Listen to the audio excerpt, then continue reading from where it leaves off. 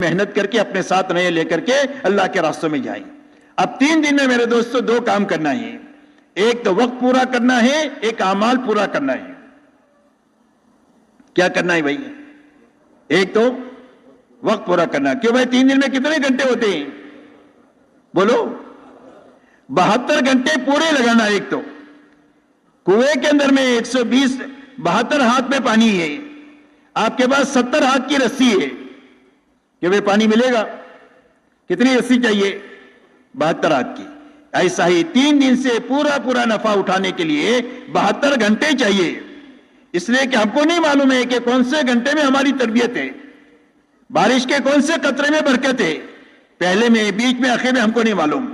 ایسا ہی پہلے گھنٹے میں, بیچ کے گھنٹے میں, آخر کے گھنٹے میں, کون سے گھنٹے میں ہماری تربیت ہم کو نہیں معلوم ہے. تربیت کی تلاش میں 72 گھنٹے پورے لگانا. کہ وہ 72 گھنٹے کون کون پورے لگائیں گے؟ ماشاءاللہ, اللہ قبول فرمائے. بھلے اس کے لیے ایک دن تنخواہ کٹا کر آپ کو لگانا پڑے تو بھی آپ لگائیں, یہ آپ کا نقصان نہیں ہے بلکہ یہ قربانی ہے. ایک دن کی آپ چھٹی لیں گے نا, آپ تنخواہ کٹا کر کے, اس کو نقصان نہ سمجھے, یہ قربانی ہے. اور قربانی اللہ کے خزانے سے لینے کا سب سے بڑا دروازہ ہے. قربانی پر اللہ اتنا دیں گے کہ ہم کو تو چمکا دیں گے, نسلوں کو چمکا دیں گے.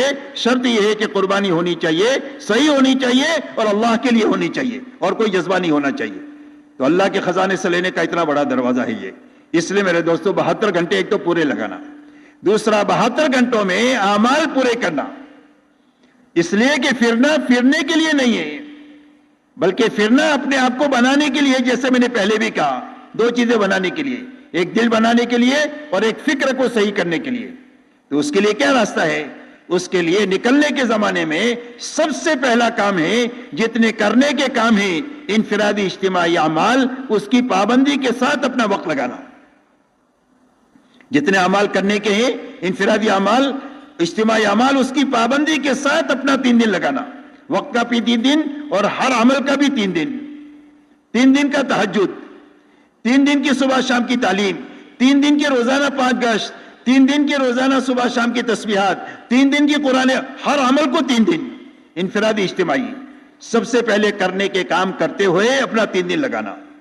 بچنے کی جتنی چیزیں ہیں ان ساری چیزوں سے بچتے ہوئے 3 دن لگانا. آدمی کے بننے کی یہ 2 بنیادیں ہیں, کرنا اور بچنا.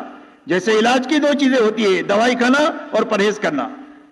آپ نے دوائی نہیں کھائی تو علاج نہیں ہوگا, اور یہ دوائی کھائی پرہیز نہیں کیا تو دوا کام نہیں کرے گی. تو ایسا ہی ہمارے بننے کی یہ 2 بنیادیں ہیں, کرنا اور بچنا. کرنا اور بچنا یاد رکھیں, سارے کام کرنا, ساری چیزوں سے بچنا جو بچنے کی چیزیں ہیں. خاص کر کے موبائل سے اپنے آپ کو بچانا. اس وقت کا سب سے بڑا فتنہ جو ہے وہ موبائل ہے. اس لیے 3 دن میں, چلے میں, 4 مہینے میں موبائل نہ لے جائیں. یہ سب سے زیادہ اچھا وقت لگانے کی ترتیب ہے.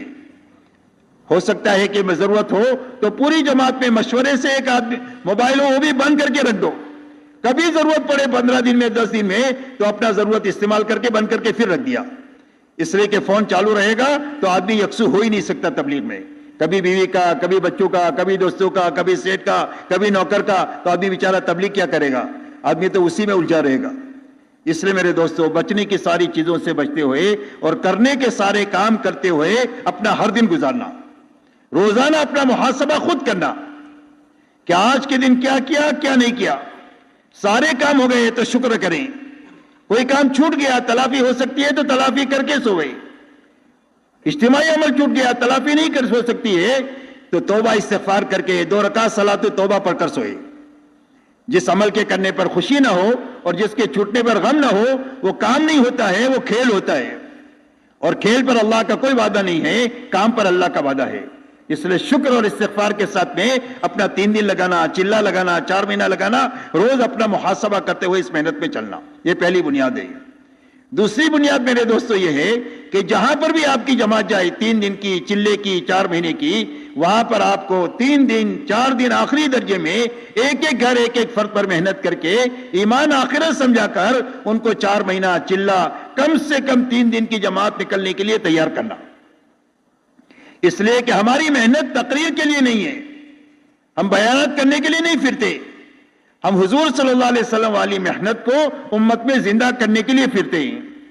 اس لیے کہ امت کا المیہ یہ نہیں ہے کہ امت کو دین معلوم نہیں ہے، اور امت کا المیہ نہیں ہے کہ دین کے پر چلنے کے وسائل نہیں ہیں، وسائل بھی ہے، معلومات بھی ہے، لیکن اندر میں دین پر چلنے کی طاقت نہیں ہے۔ وہ طاقت صرف ہماری تقریر سے نہیں پیدا ہوگی، اس لیے وہاں پر محنت کر کے ایک ایک گھر ایک ایک فرد پر محنت کر کے اللہ کے راستے میں ان کو نکلنے کے لیے تیار کرنا، اس لیے جماعت بنانا یہ ہمارے نکلنے کا دوسرا کام ہے۔